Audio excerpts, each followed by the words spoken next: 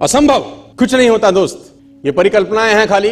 और मैं आज तो आपको बहुत ईमानदारी से और 12 साल के तजुर्बे का निचोड़ निकाल के बता सकता हूं कि इस दुनिया में असंभव नाम का कोई शब्द होता ही नहीं है।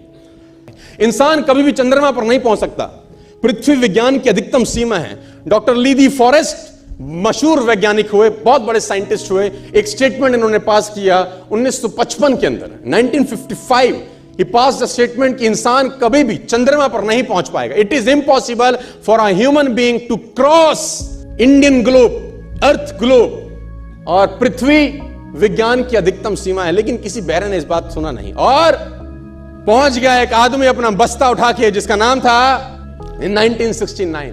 और उसके बाद तो स्पेस जर्नी ऐसी हो गई जैसे आप और मैं अभी पतिया और बैंकॉक चले जाते हैं।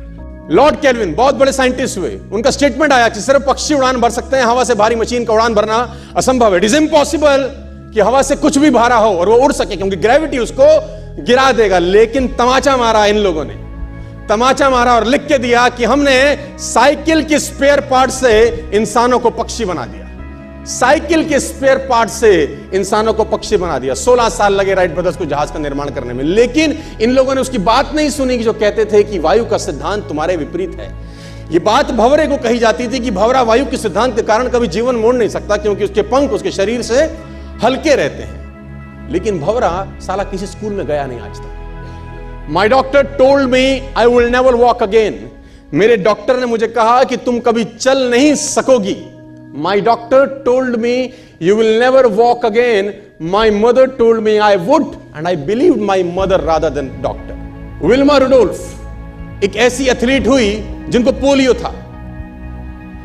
था जिनको डॉक्टर ने कहा तू चल नहीं सकती, मां ने कहा तू चल सकती है। उसने कहा मैंने डॉक्टर की बात नहीं मानी, मैंने अपनी मां की बात मानी। 3 ओलंपिक गोल्ड मेडल जीती ये लड़की, 3 ओलंपिक गोल्ड मेडल, जिसको डॉक्टर कह रहा है कि तू चल।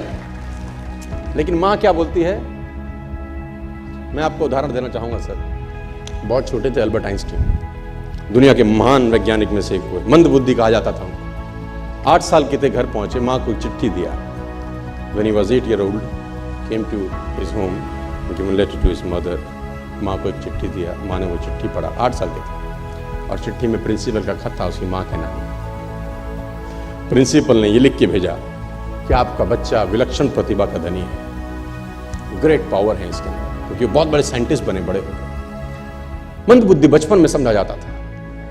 आपका बच्चा विलक्षण प्रतिभा का धनी है, इसके अंदर असीम संभावनाएं हैं। तो हमारा स्कूल, हमारी मैनेजमेंट, हमारी फैकल्टी, हमारा टीचर इस लायक नहीं है कि हम आपके बच्चे को अच्छी शिक्षा दे सकें। तो it's better for you to take care of your son. आप अपने बच्चों को अपने घर में पढ़ाइए, हम लायक नहीं है कि आपके बच्चे को पढ़ा सके। और उसकी मां ने पढ़ते पढ़ते आंखों में आंसू ले आई और उसने बच्चे को कहा कल से तू स्कूल नहीं जाएगा, मैं तेरी परवरिश घर पे करूंगी, क्योंकि तेरा टीचर तुझे इस लायक नहीं समझता। मतलब वो अपने आप को इस लायक नहीं समझते। बच्चा खुश हुआ, मोटिवेट हो गया और लग गया। उसकी मां का निधन हो गया, वो अल्बर्ट आइंस्टीन बहुत बड़े साइंटिस्ट हो गए। अल्बर्ट आइंस्टीन जब बहुत बड़े साइंटिस्ट हुए तो मकान शिफ्ट कर रहे थे अपना, और जीवन का सच्ची घटना वो अपनी ऑटोबायोग्राफी में लिखते हैं कि जब मैं मकान शिफ्ट कर रहा था तो एक ड्रॉस के अंदर मुझे वो व्हाइट कलर का पेपर फोल्डेड अवस्था में मिला। मुझे समझ नहीं था कि क्या है। मैंने उसको फोल्डिंग अवस्था से मिट्टी को हटा के जब खोला तो वो उस टीचर का लेटर था जो बहुत साल पहले टीचर ने मेरे हाथ में दिया था और मैंने अपनी मां के हाथ में रखा था। अब वो बड़ी उत्सुकता के साथ उस खत को पढ़ने लगे। जैसे उन्होंने खत पढ़ना शुरू किया और वो जार जार होकर रोए। उसमें लिखा था कि तुम्हारा बच्चा मंदबुद्धि है, ये हमारे स्कूल के लायक नहीं है, इसको आज के बाद हमारे स्कूल में मत भेजना, इसकी परवरिश खुद किया। मां ने उल्टा पढ़ा, मां ने उल्टा पढ़ा कि नहीं, ऐसा नहीं है, तू सब कुछ कर सकता है, तेरे हाथ पास पावर है, तेरे में प्रतिभा है, यू कैन डू वंडर्स। दोस्तों, इस दुनिया में किसी की बात मत सुनना। नेवर एवर बिलीव एनीबॉडी कि जो तुमको बोले कि तू नहीं कर सकता, कान पे मारना, बोला साले तू नहीं कर सकता, हम करेंगे।